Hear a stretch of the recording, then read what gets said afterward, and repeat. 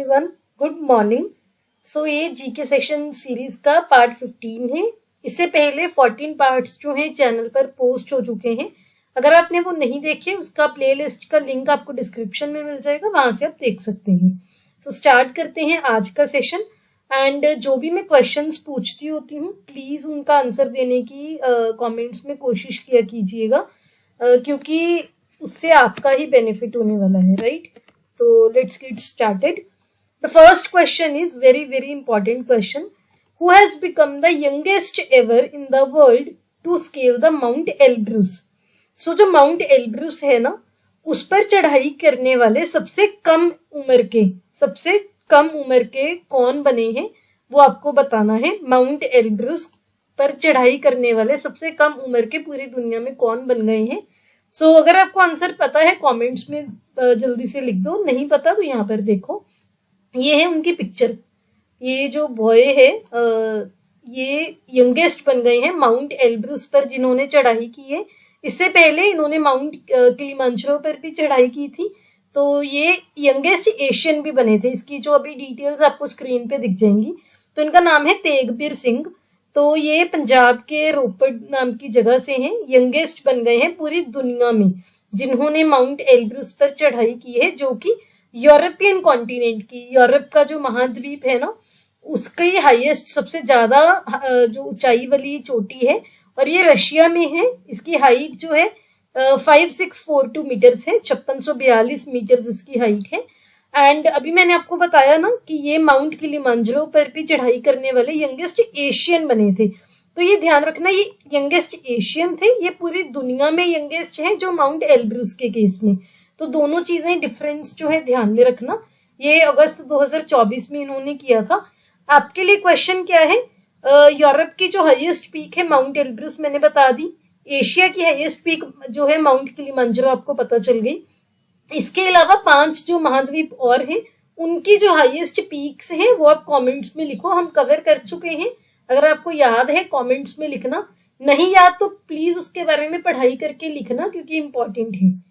Next question, who has one formula 1 Austrian grand pre? तो इसको ना प्रिक्स नहीं बोलते, इसको प्री बोलते हैं। तो फॉर्मूला 1 रेस जो होती है ऑस्ट्रियन ग्रैंड प्री, वो किसने जीती है? ये ऑस्ट्रियन है, ऑस्ट्रेलियन नहीं है, ये ध्यान रखना।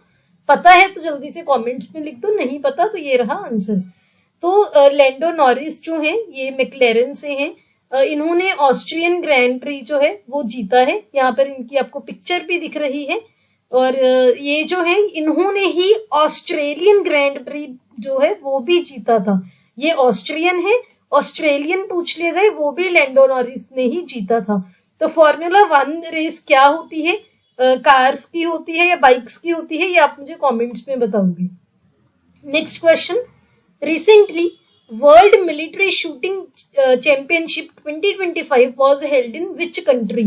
2025 में वर्ल्ड मिलिट्री शूटिंग चैंपियनशिप कौन से देश में हुई थी? ये क्वेश्चन में काफी इंपॉर्टेंट है। क्यों इंपॉर्टेंट है आपको नेक्स्ट स्लाइड में पता चल जाएगा कि जो मिलिट्री शूटिंग चैंपियनशिप है 2025 की, वो क्यों इंपॉर्टेंट है। तो यहाँ पर आप देख सकते हैं जो ओमकार सिंह है, MCPO है, मास्टर चीफ पेटी ऑफिसर, जिनका नाम है ओमकार सिंह, इंडियन नेवी से हैं। इन्होंने जो 25 सेंटर फायर पिस्टल इवेंट में ब्रॉन्ज मेडल जीता। ब्रॉन्ज मेडल जो 3rd पोजीशन पर आई है। 55th जो शूटिंग चैंपियनशिप हुई थी, कहाँ पर हुई थी?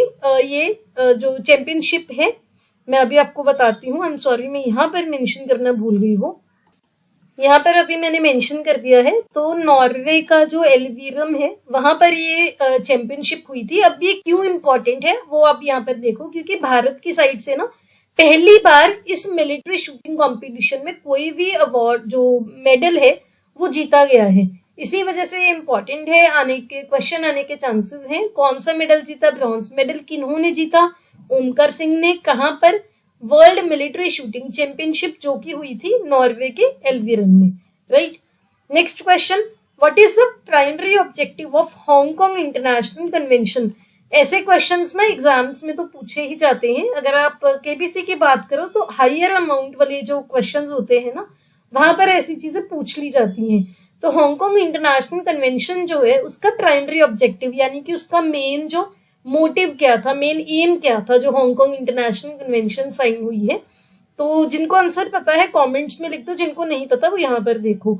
सो HKC मतलब Hong Kong international convention global treaty है, पूरे वर्ल्ड लेवल पर एक संधि है, ट्रीटी होती है संधि, जो कि इंटरनेशनल मैरीटाइम ऑर्गेनाइजेशन यानी कि IMO के अंडर ये डेवलप की गई है।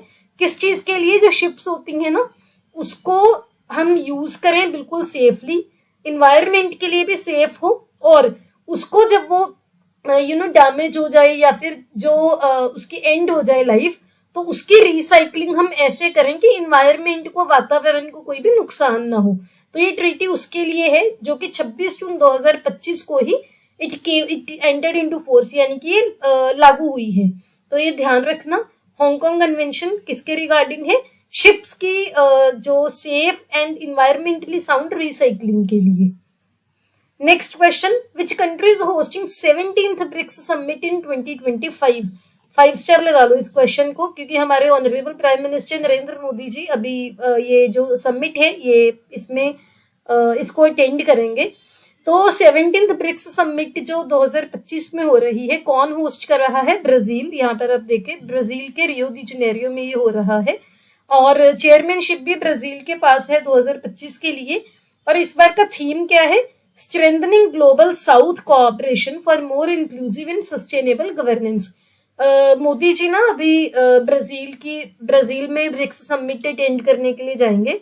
उसी दौरान ये टोटल 5 देशों के दौरे में जाएंगे। कौन कौन से 5 देश हैं वो आप मुझे कमेंट्स में बताओगे। अगर आपको नहीं पता तो भी कोई बात नहीं, मैं एक एक करके आपको कवर करवा दूंगी, लेकिन जिनको पता है कमेंट्स में लिखना।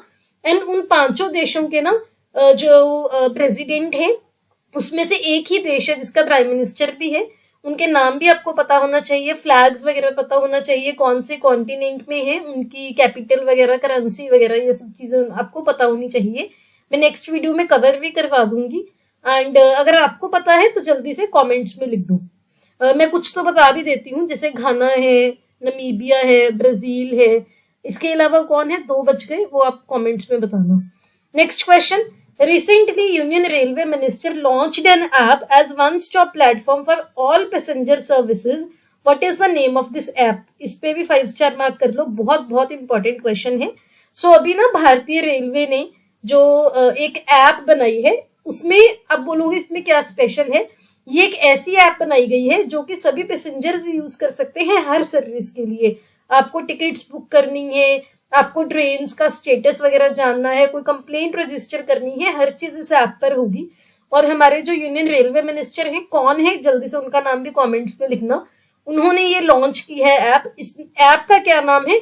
इस ऐप का नाम है रेल वन। यहाँ पर आप देखो, ये है ऐप का नाम रेल वन, और हमारे मिनिस्टर जो है श्री अश्विनी वैष्णव जी हैं। ये जो ऐप है इसमें सभी सर्विसेज मिलेंगी। टिकट बुकिंग हो गई, ट्रेन PNR इंक्वायरी करनी है, जर्नी प्लान करनी है, कोई भी सर्विसेज रेल रिलेटेड, कोई मील खाना बुक करना है, हर सर्विस एक ही ऐप में होगी। तो रेल वन ऐप याद रखना, इंपॉर्टेंट है। Next question, again very very important question, Kariyachalli island recently in news for restoration is located in which marine protected area? So ये एक आइलैंड है जिसका नाम है करियाचली। अभी वो न्यूज में था। क्यों? क्योंकि उसको रिस्टोर किया जा रहा है। रिस्टोर यानी कि वो जो भी उसकी चीजें डैमेज हुई है उसको दोबारा से रिपेयर किया जा रहा है, रिस्टोर किया जा रहा है। वो कौन से मरीन प्रोटेक्टेड एरिया में लोकेटेड है, कहाँ पर स्थित है? ये बहुत इंपॉर्टेंट है, मैं इसकी आपको लोकेशन भी दिखाऊंगी अभी। तो यहाँ पर आप देख सकते हो करियाचली आइलैंड जो है ना, गल्फ ऑफ मन्नार है, जो पहले मैप पर, ये देखो, एक सेकंड में ये चेंज कर दूं। ये देखो, ये गल्फ ऑफ मन्नार है, तमिलनाडु ये है ना, इंडिया का तमिलनाडु, ये श्रीलंका, इसके बीच में है गल्फ ऑफ मन्नार। ये एक सेकेंड, कलर चेंज कर देते हैं। हाँ, ये है गल्फ ऑफ मन्नार। यहीं पर ना 21 जो है द्वीप हैं, आइलैंड्स हैं यहाँ पर 21, जो कि अनइनहेबिटेड है। अनइनहेबिटेड मतलब यहाँ पर कोई भी नहीं रहता। तो ये गल्फ ऑफ मन्नार के मरीन नेशनल पार्क में है, जो कि तमिलनाडु के साउथ ईस्टर्न कोस्ट में है। मैंने आपको अभी दिखाया मैप पे।